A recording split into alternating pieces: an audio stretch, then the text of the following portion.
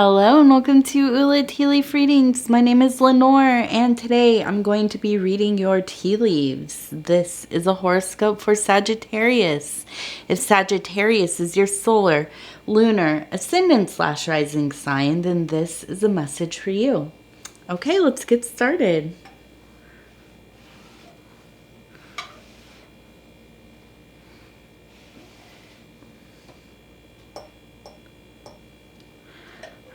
Okay, 1, 2, 3.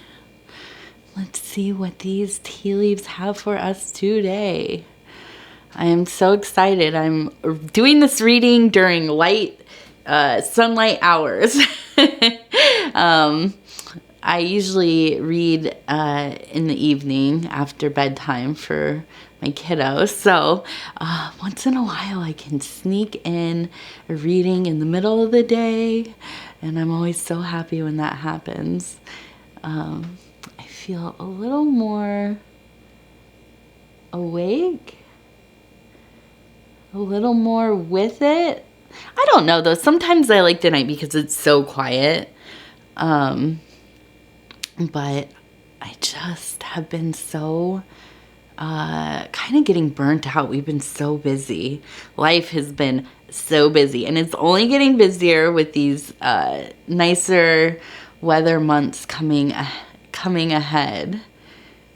We're signing up for all the classes during the during the summer, and oh my goodness, but I'm gonna make it work. I think more vitamin D is really going to help with my energy levels, and hopefully that's the same for you. Okay, all right, let's take a look at this. So immediately I see this beautiful large rabbit, and hey, we're in the year of the rabbit, Sagittarius. Okay, and I have to say I'm trying not to be biased about my favorite signs that I've been reading for, but I have to say I've been really following the kind of evolution of the Sagittarius readings. And if you haven't heard the last couple, or well, I guess about 3 or 4 of them, it kind of they all kind of fit together a little bit more than some of the other signs. So I'm always anticipating what's next for Sagittarius. And so seeing a rabbit right at the beginning really makes me think that we are really truly headed into that good place that we've been talking about getting to. You know, the rabbit is a sign of abundance, energy, vigor, fertility, of course. Doesn't have to be physical fertility as in producing children. This could be emotional, spiritual, you know, just creative, any kind of making and executing and producing something on some level, right? So I think that, you know, this rabbit looks like it's kind of jumping. It has its little like pulled out. It's kind of hopping, getting through the field, getting through the meadow, quickly, going from one place to another. Now, I think that, you know, the rabbits are also fairly skittish. They are an animal that is preyed upon often. So it is in their nature to be very careful. I often tell my daughter that we are so lucky that we have rabbits that reveal themselves to us in our backyard. They must trust us and feel that we mean them no harm, which we do not. We love our bunnies, and so we see them often. But if you you know, make a sound or come too close, they definitely get very skittish. Okay, so I wonder if, you know, while you have been doing this work, this really important work that's been going on for you, and standing up for yourself and cutting off ties with people who are not, respecting you, hearing you, honoring you. All very important work. Okay, very important to set those boundaries, to decide who you are communing with, who are you letting in to your personal life, your temple, affecting your well-being, your spiritual, psychic place, right? So I think that, this is kind of an extension of kind of more of that energy.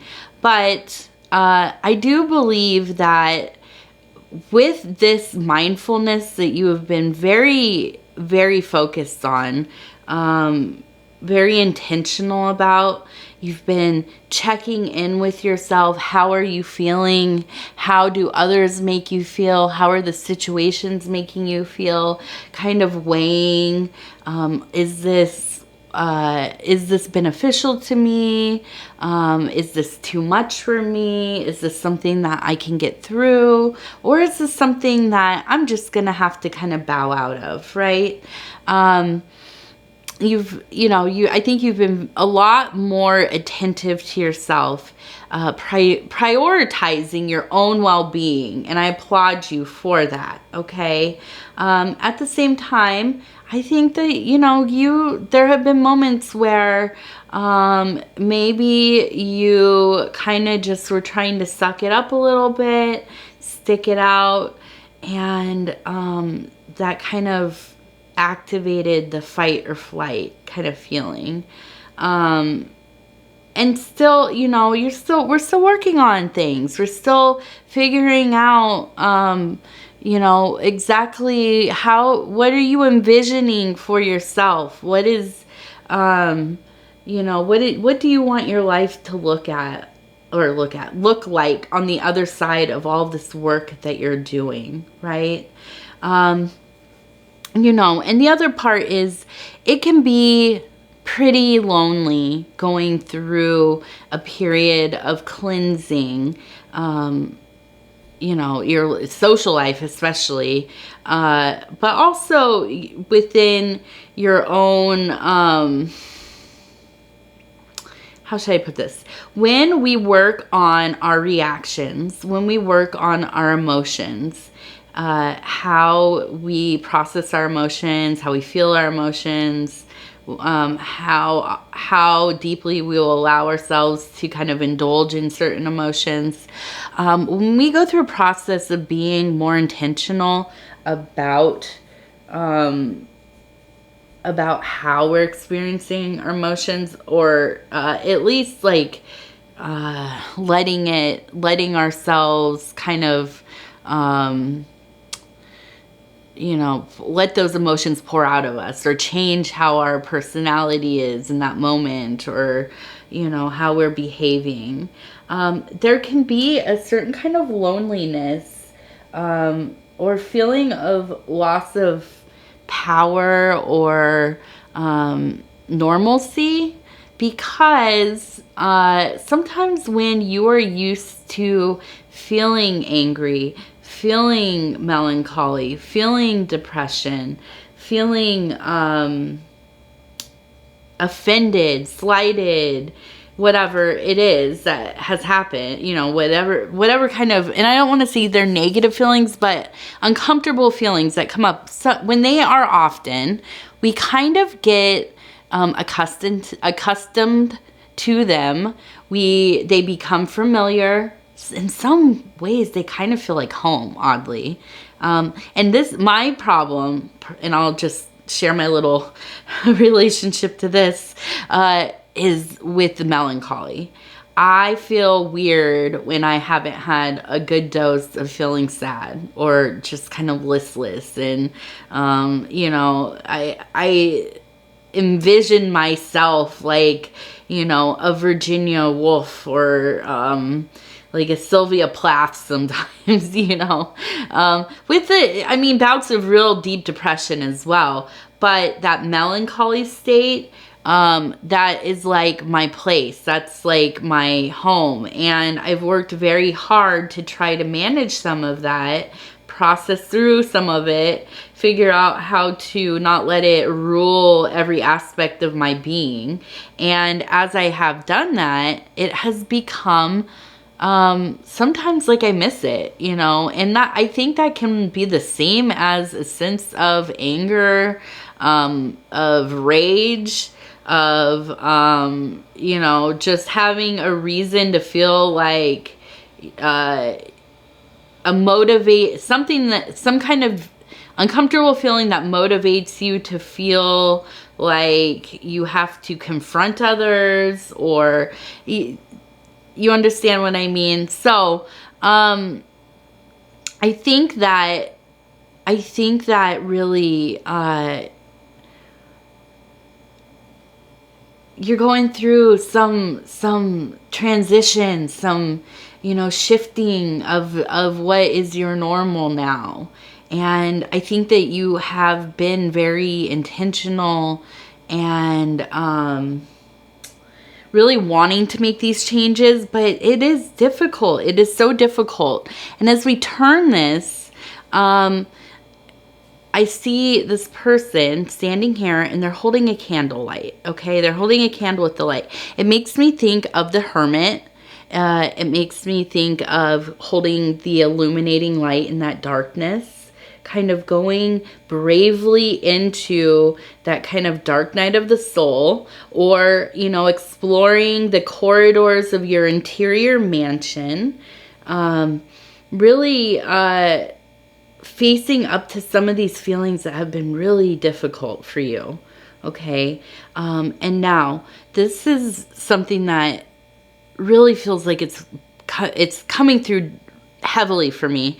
I am seeing up here in this kind of metaphysical place. It's metaphysical, like guardian angels, people who have passed, elders, ancestors, just kind of the unconscious, deeper, like primordial or archetypal, or, you know, just abstract place where it's beyond just the mental, right? So I see this person kind of arched over another person who is kind of laying on their back and gazing upwards, okay?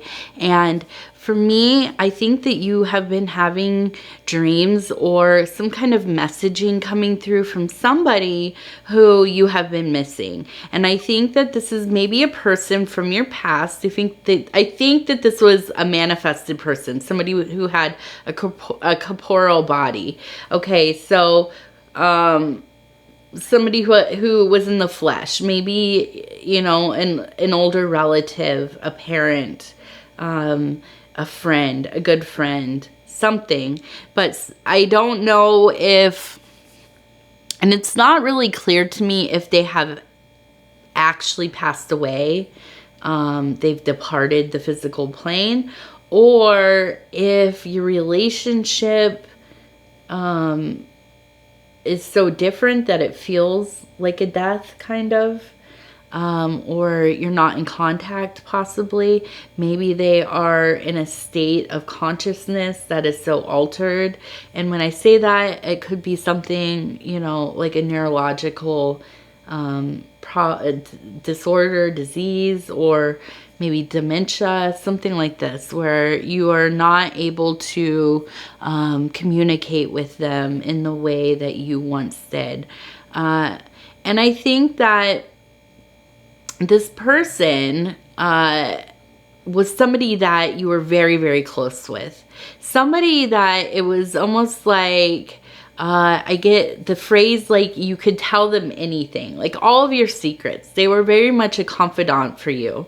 But not only that, I think it's somebody who really made you feel accepted, like unconditionally accepted. And I feel that you could really just come out of yourself a bit. I think that you are fairly reserved, even in your close relationships. And so having somebody that was so very accepting, so very open, so very vulnerable with you. And I get a feeling that they were very much in, I wonder if it maybe was somebody who was like an older friend, but they were very kind of motherly or paternal in a way. I feel like they really knew how to speak to you so that you felt safe in expressing yourself and talking about your feelings, where usually with most people, it's easier for you to just kind of be pretty like stoic, just kind of suck it up and move forward. You know, don't want to burden others with how you're feeling, and also just don't, you know, I almost get like, sometimes it feels like you have so many of these like kind of transient emotions that are kind of just piled together, that you worry that if you expressed yourself too openly, that it would be like an avalanche of emotion kind of coming out. And I think that you're very mindful not to put that on other people, okay? And I think that this person, and they're not being available to you any longer, at least directly, that has been difficult for you, because I think in a lot of ways you feel very like, you know, lonely, but also I think it's like a sense of abandonment, of kind of being left by yourself. And, you know, even when something happens to somebody that's out of their control, they don't choose to leave us, we can still have those feelings of abandonment, definitely. So, I think that, you know, this was a big, big change for you. And I think that this kind of, I think that you just, it's like, and I think this really ties into the other readings I've done, where you are not feeling heard by people, okay? And I think that when they left your life in the capacity that they had been in your life, you felt like there was really not anybody to hear you. And as you moved on and you grew and got older and whatever, it didn't change too much. And I think that, you know, you really came to a realization, and maybe even kind of early in life, that, and this is, I think, you know, this is a perception. I'm not saying that this is true. But that, you know, we only have a chance to be with a few quality people or close to in life. You're very lucky if you have more than one or two people, 3 people maybe, that really care for you and listen. And that's true of anybody, right? And so I think that you knew this when this person departed from you, okay? I think that you're thinking a lot about them, okay? And I'm looking over here. I wonder if they were a Cancer or some kind of water sign, or maybe kind of somebody who resembled a water sign person. Also, maybe somebody who was kind of very... they were kind of a hermit themselves a little bit, maybe. And maybe, you know, they weren't very social, not super outgoing, but very wise. and very warm once you got past that kind of armor that they wore. And so your relationship was all the more special because you were able to kind of get in past that armor, and you both shared kind of similar personality traits in that you were not a very outgoing social butterfly type of person. You have a couple relationships with people in your life, and those are very involved and very you protect those. You take care of the people you love and care about, and you really put a lot into those connections, okay? And that person was very much that for you.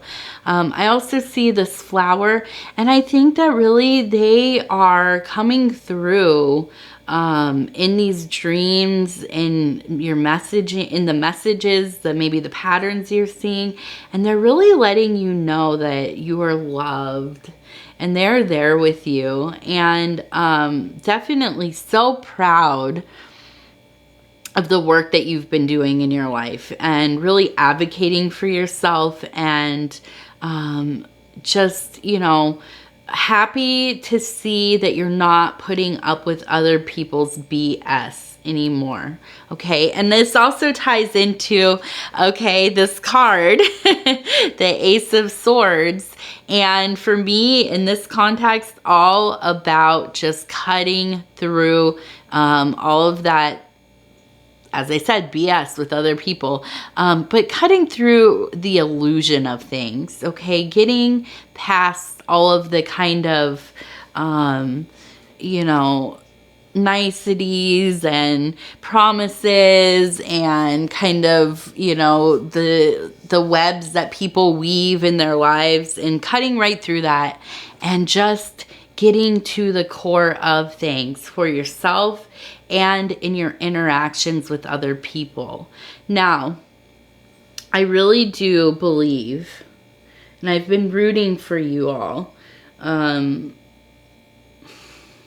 really, really, really have been rooting for you all, Sagittarius. I'm telling you, I don't pick favorites, and I don't even know what my Sagittarius positioning is, but or where in my chart there is Sagittarius. I have to pull up my chart and look, but so I don't have any personal super attachments to Sagittarius, but I just, doing these readings, I've felt very I've really felt an affinity for you all and really been rooting for your story to go in a kind of evolve in a way that is going to work out nicely.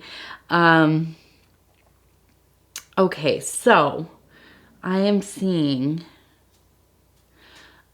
there's the little check mark. Okay, here I'm seeing this sheep, okay? And I think that with the sheep,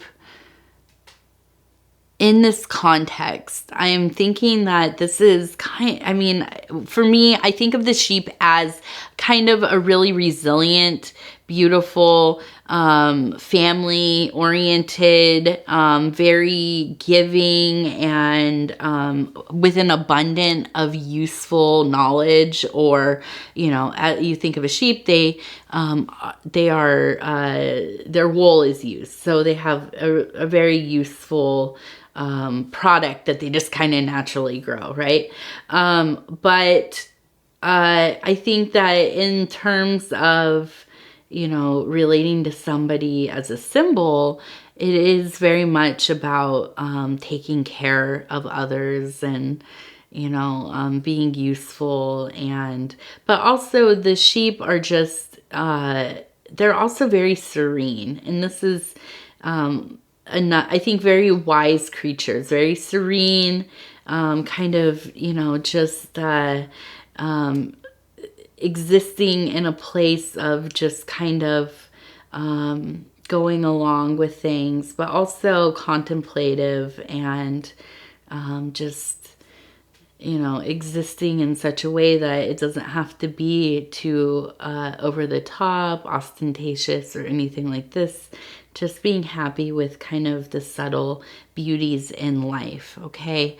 And I think that, you know, this is part of where your power is coming from, and coming up heavily for you, is that you, because you have spent so much time doing things for other people, and you know, putting your energies, times, resources into other people, into things that benefit others, and, you know, caretaking.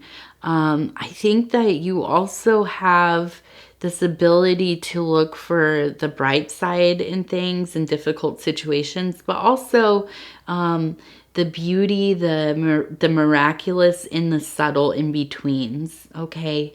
Just the little details of life. And that really, more than anything else at all in existence, is going to make you thrive. Okay, I don't care how strong you are, how intelligent you are, how beautiful you are, how creative you are. All those things are great, obviously, but when you can make so much out of so little, such fine details, such little nuanced things, you have all of the power in the world. And I truly believe, Sagittarius, that you are going to be, you already are truly one of the most powerful beings that anybody will really know. And I think that it is kind of like the underdog kind of thing. You might be overlooked. You might, you know, kind of be not noticed at first, but you have that enduring quality. You have that silent strength. Very intelligent, and but not, you don't have to show it off, right? You do your work and you do it well, right? But you also, while you're doing your work, you have a whole interior universe that you are creating, that you are partaking in, that you are you know, just kind of the architect of. And not a lot of people actually have that. It's amazing, but it's true. And so you are probably one of, like, you know, for me anyways, somebody that I admire deeply, and, you know, could only hope to have even just a little piece of that kind of ability, okay? And let's see. Just kind of wanted to look at, we have a little arrow, and I see it's kind of being held onto by this other water creature. And so I wonder,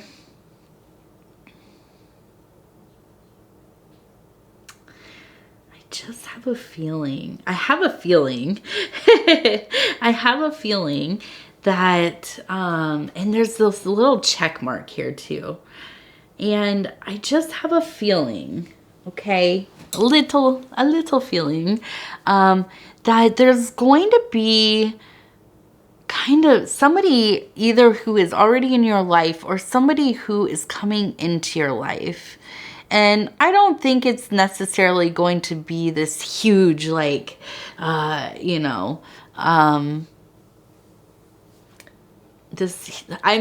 just thought of, if you are old like me, you will remember the commercials for the Kool-Aid guy where he would crash through the wall, like some kind of grand entrance, like shocking entrance. But I think that you are going to be meeting somebody that is definitely going to be some kind of companion material. And I think that's why this other person is coming through to you. And I think that it's a reminder for you that you have had this kind of connection before. You've had somebody who was there for you, who is your confidant, who loved you, unconditionally, who you also return those feelings for and to.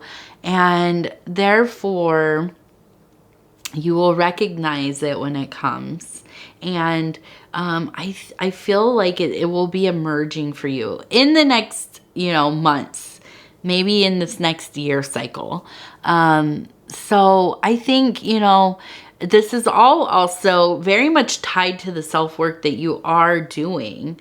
I am a firm believer that we meet the people that are so important to us when we are going through big transitions in our lives, but most importantly, when we are doing intentional work on ourselves, spiritual work, working on psychological configurations and such, working on our life, our material life, our careers, our homes, our, movements and things. These are places where people come into our lives during transitions, okay?